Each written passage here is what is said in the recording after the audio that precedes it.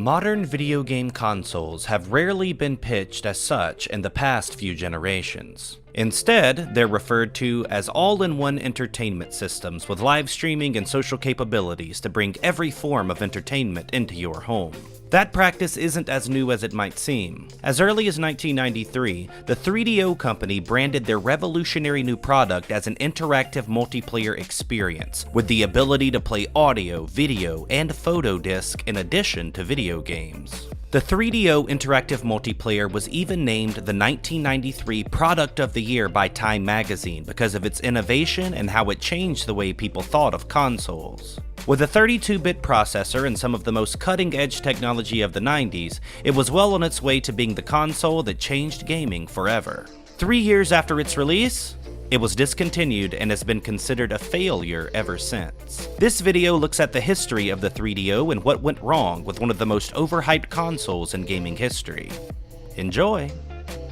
Trip Hawkins, the founder of Electronic Arts, decided in 1991 that he was moving into the hardware business. He started 3DO and immediately went to work on getting the company's first console ready for manufacture. The console was to be called the 3DO Interactive Multiplayer, and the plan was to have it be manufactured by different partners, while 3DO collected royalties on every console and game that was sold. Hawkins decided that $3 per every game sold would be a good deal, and that did attract quite a few publishers because Sega and Nintendo were charging much more than that at the time. Using his success with EA and his attractive business model, Hawkins was able to build a lot of hype for the console, and it looked like it would be the gaming system to take over the industry during the mid to late 90s. The first problems arose when Hawkins had to find someone to actually manufacture the systems. He approached Sony and Sega, but both passed on the opportunity. Sony was already planning on the PlayStation, and Sega didn't see 3DO as a financially viable investment. As a result, Hawkins had to settle on Panasonic, and later Gold Star and even Sanyo to make the consoles. Having outside companies build the systems wasn't the best idea from the start because it was expensive. In order to make 3DO profitable, the interactive multiplayer also had to be very expensive. It was almost doomed from the start, but during its heyday, popular opinion was that it was ready to take over and dominate the console market. Computer Gaming World, in a 1994 article titled Battle of the New Machines, stated that the 3DO was poised for an avalanche of software support, and if 3DO's licensees can get enough machines and software out in the market, this could very well become the interactive gamer's entry-level machine, and possibly the ideal plug-and-play solution for those of us who are tired of playing circuit board roulette with our personal computers. People in the gaming community around the world believed that the company would fulfill its promises, of which there were many. An impressive ad campaign was put together for the game. One example stated that Electronic Arts software for the 3DO system is about to revolutionize the way you play games. The new 3DO system delivers photorealistic graphics, CD quality sound, and gameplay, so it's hard to tell where your living room and the software begin. Electronic Arts has been at the forefront of innovative technology throughout our 10-year history. We have supported all of the major successful hardware platforms and led the pack onto the Sega Genesis. Now we've recognized the technological leap the 3DO has to offer, and we're planning to introduce 20 new titles for 3DO over the next 12 months.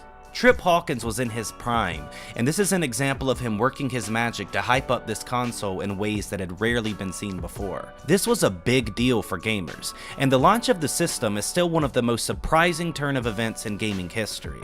The 3DO received constant updates all the way up to its release, and that meant that many third parties weren't able to keep up, so there was very little for players to actually do at launch. One editorial piece from Electronic Gaming Monthly, titled Problems in 3DO Land, provides valuable insight to what it felt like to be a new owner of a 3DO.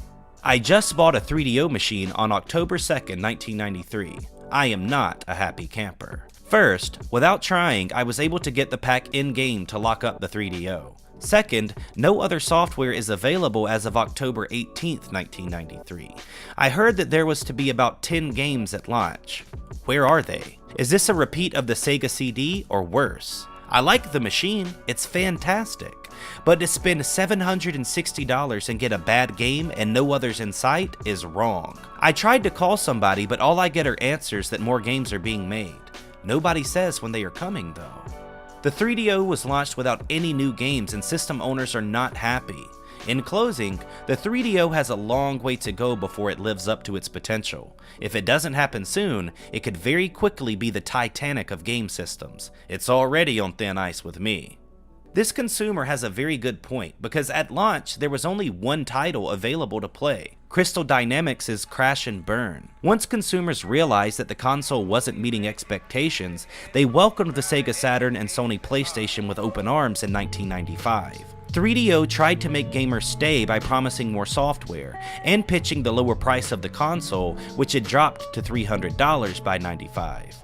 It was too little too late though. They promised the M2 as a successor and dropped prices even further to $200. By this time, Gold Star had taken over production of the 3DO, but the company was losing money at a rate of $100 per console. By 1996, Panasonic was the only one left supporting the system, and it was quickly becoming apparent that the entire venture was a bust. By the end of '96, 3DO discontinued their console and began restructuring to make software instead of hardware. While there are many reasons that it failed, its absurdly high price at release was one of the largest contributors. Trip Hawkins blamed the failure on the company's inability to find a third party to take the lead. Sony was able to do it with the PlayStation, but the combination of Panasonic, Gold Star, and Sanyo was unable to pull off the same level of support, leading to the eventual decay of the system altogether.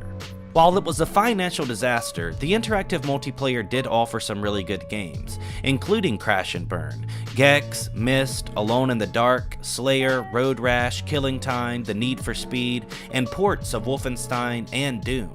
Technologically, it was an impressive system that boasted some of the best audio and graphics of any console up until that time. It wasn't bad. Its failures were due to a poor business model, not the gaming experience that it offered. 3DO also had a few decent titles once they moved into software. I remember having their Army Men games on Game Boy Color and PS1, both of which were fun and enjoyable. They also were responsible for the Might and Magic series, which were very popular during the time of their release. None of it was enough though, as the company officially closed up shop in 2003 due to financial difficulties, selling off their remaining assets to other big boys like Microsoft, Namco, and Ubi. It's one of the most disappointing stories in gaming history, but it's also something to learn from. Relying on third-party support from multiple companies wasn't ideal during the 1990s, and the lessons of Trip Hawkins' failures changed the way that consoles were developed in the years that followed.